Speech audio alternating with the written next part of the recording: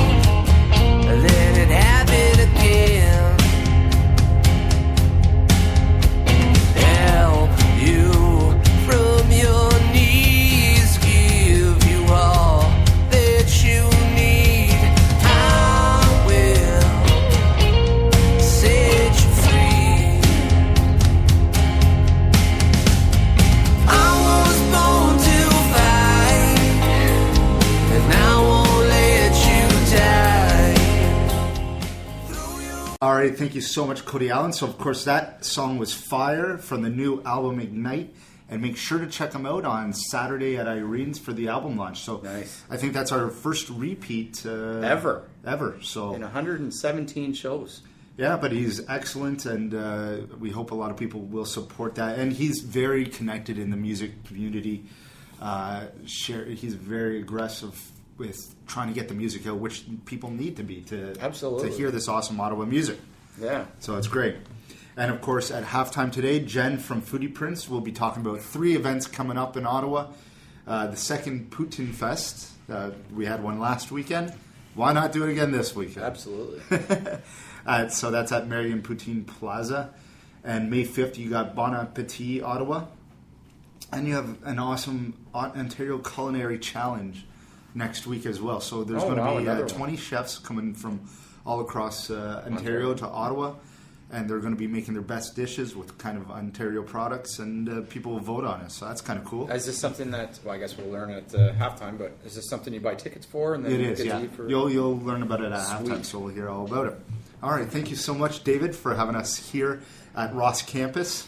It's good to be here. One of the several, because you're growing across the world. Yes.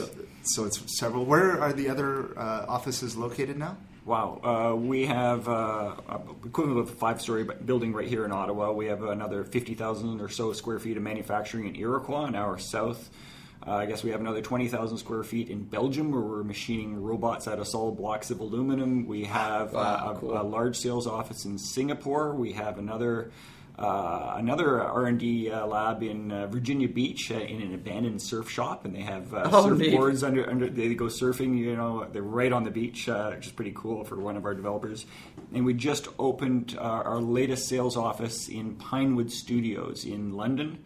So the guys there, they're inside the studios, so they can look out and they were watching Star Wars getting filmed and James Bond and things like that. So it's a pretty cool awesome. Location. Wow! How did you source that one? How did you go, this is going to be the perfect location for a sales office? Well, we were looking for a place that was pretty exciting, I think, to bring customers to, that they'd want to fly from around the world, especially for our European customers. And if you go somewhere near a broadcaster who are our customers or something like that, they're all going to say, well, I don't want to go there because they're my competition. But everybody at broadcast thinks film is cool and is related, so I thought it was a fun thing to do. So the newest Star Wars is being filmed out there. It's already done. I've seen one of the trailers. It looks fantastic. It was actually pretty funny because I was walking when we were scouting the place out. They were already filming, and there was like Jedi guys walking in one direction, and there'd be like 2 stormtroopers literally in full unionship taking a drag out on the steps. And it's like, and you realize these are real actors just hanging out. That's awesome. Are Ross products used in the movies, in the Star Wars? No, because we're video. Yeah, that's what I thought. So it's still a great location. Yeah, no doubt. That's awesome. So like we get to do with all of our guests, we born and raised in Ottawa, we like to get to know you a bit more. So and hear about where you like to eat or like something like that. Okay.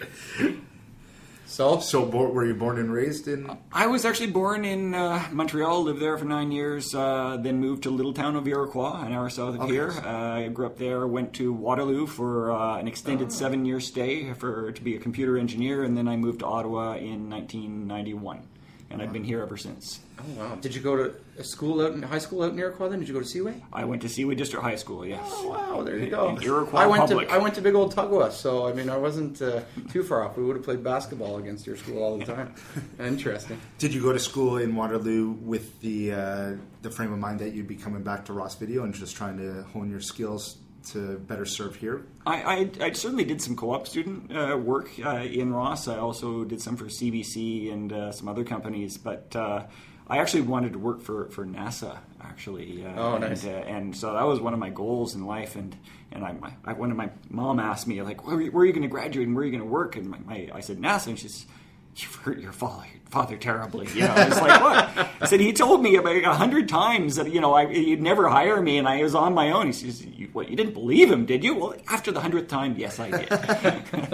Why do you think he said he wasn't going to hire you? Oh, I think it was more along the lines of, just stand on my own 2 feet. Don't assume that I'm going to get the company. And looking back, it was okay. But when I joined, it was only about 25 employees, so it wasn't that big a company compared to the 600 or so that we are now. Oh, wow! And you just said that you were telling us before we started there, you just did some more expansions. Overtook some other companies or whatnot, or yeah. We in the last 6 years now we've bought 10 companies. Wow. So we just did number 10. So we've gotten into all sorts of different types of software and hardware technologies, usually for live video production, which is what we do. We make the equipment for live video production, and that's what the manufacturing does, certainly. It also helps us with the services side of things as well. So we've been evolving the company from being a company that just ships boxes and technology for the broadcasters and the sports stadiums and the government and all the different people who need to do video, to the point where now we're hiring artists and creative people into our company as well. So we now have, for example, 5 trucks in the United States, broadcast trucks that go around. They do all sorts of different sporting events for ESPN, for NBC, even for Sports Illustrated and things like that, and Time Magazine. Are they winning the contracts for what was previously filmed by, like, say, ESPN? Now they're going to you because is it cheaper? Yeah, we found a better, cheaper way of doing it, especially considering we're vertically integrated now. So we make the equipment that is then used. But we worked actually for a couple of years in the advanced technology labs of ESPN, coming out with a new model of how to do local sports production and things like that. And we decided that, the best way to get it really going was to do it ourselves. So now we're doing, I think, about 400 sporting events in the United States. So it's not small what we're doing. Yeah, I guess so. So there's now Ross cameramen, Ross producers, directors. We hire the talent. We put the ESPN logos on, all the graphics and everything else. And they just rebroadcast it as if they did it themselves. But a lot of the time, some of the stuff at the ESPN2, ESPNU level and more coming, and NBC college basketball and things like that, it's Ross. Wow. Yeah. So did you do a lot of the tournament then this year, the NCAA tournament, or? You know what? I don't even know.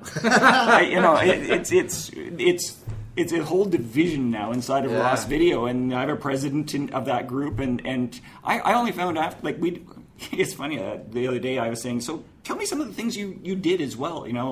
Well, one was black artists, what was it, black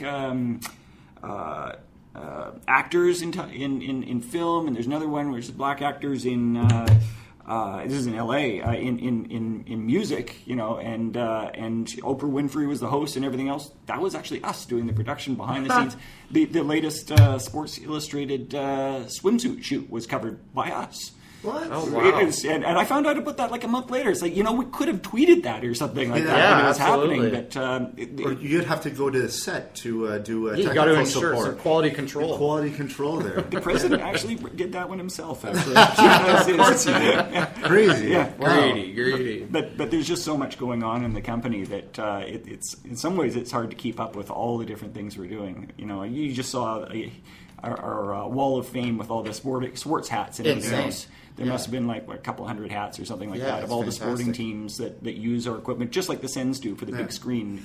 Are sports teams, they use your equipment for what reason? Why are sports teams exclusively using Ross Video? Well, there's other equipment that they piece together to do a control room, but it's ready camera one, take camera one, and then when you see the video of make some noise, or you see the stats and things like that, and the kiss cams and things like all the technology behind that's Ross. So we make the technology for the sporting teams for the in-venue game day experience. Yeah, gotcha. So and one of the things more artists that we've been hiring is we've been doing the art that goes on the screens as well, not just the technology. So the Super Bowl just recently, for example, what you saw, what they would have seen other than Katy Perry and Left Shark and stuff like that, all the stuff on the big screen that was in the stadium, that was actually designed by Ross. Oh, wow. And if you watched Super Bowl and you saw this huge augmented Lombardi trophy that was like 100 feet high, we did that too. On the field. On the field. We did so that you too. do those graphics on the field too? Yeah. That's a new thing that we're into now. So yeah, that's augmented reality. We actually strapped cameras that were with full telemetry and everything else, so they knew where they were looking. Did the fans see that as well? Oh yeah. No. Well, no. Only if you're at home. Only if you're home because it was virtual. Okay, yeah. But we actually strapped the camera right to the goalposts. It's pretty cool. So you have to constantly be evolving because the fans expect more and more, and if they're going to keep drawing in fans, what are some new technologies that you're seeing that maybe sports teams are looking? We need to have this on, or we've seen this across the world. We need this. Wow. Well, augmented reality is definitely a big one of that. The other things, one of the big things that's happening is they're driving ever bigger screens and more screens into some of these stadiums. You think the Sens screen is big? Well, and it's the one of the Sens screen when we smallest got in the world. It's supposed to be. I think when we got it, it was supposed to be the biggest one for NHL. Right. So the one, for example, for the Super Bowl was pretty funny. It was pretty impressive. They're saying our screen was so big that you could take top to bottom, left to right, front to back, a 737 and fly it through the screen and not touch any of the edges. Wow. And one of the other guys, from I'm trying to remember which other stadium it was in the States, laughed. We could do a 747. We could do an A380. Ours is so much bigger than yours. Probably Arlington. Oh, wow. Dallas Cowboys. Yeah, Dallas Cowboys. They have the biggest one, don't they? No, they used to. There's They don't? another one now that's even bigger, and we did all the graphics for that as well, and we did the install for that. You We don't did put the the screen in, Okay. but we do all the control room and all the graphics for them Wow, for the that's game cool. day experience. So how is augmented reality working for the fans that are not at home? What kind of aspects? Well, they can see it on the monitors in front of them, correct? Not Or no? necessarily. Not unless the guys in the control room, like here at the Sens, unless they take a feed and put it on the screen, but usually they don't have the rights to do that because it'll be a completed feed with like an NBC logo on it or something Gotcha. like that. So they're not allowed. They can take a raw camera feed that NBC or somebody else might have on the field if they have an agreement, but they can't take the live feed going out. So we're actually handling both sides, right? We do the inside the stadium experience in the control room, and then outside, we may be in some of the big trucks, but or the control rooms for TSN. TSN would be a big customer of ours, for example, where their control rooms are all Ross. Yeah. Oh, cool. Do you go to many of the games in Ottawa? Are you a big sports fan? I'm not normally a big sport, which is really ironic. I don't watch much TV and I don't watch much sports, but the Sens are special to me, and we actually got some. They got such good equipment that maybe they didn't want to pay entirely for, that we got some box seats and some other sorts of things. And you'll see the Ross sign up, actually. It's been up there for quite a few years now, up on with all the other signs inside the stadium. But are we doing augmented reality? I'm really excited to see where we can, because I know that Google X and all these companies are investing billions of dollars into augmented reality and Oculus Rift for Facebook and all that kind of stuff. What do you see being the first thing for fans at the stadium? Well, in the stadium, you're not going to see the augmented reality very easily. Although you never know, because we're going to be expanding into some of those areas. But what we do is we help people watching it on TV afterwards. So a lot of the times, for example, they're not building as many what we call hard sets anymore, where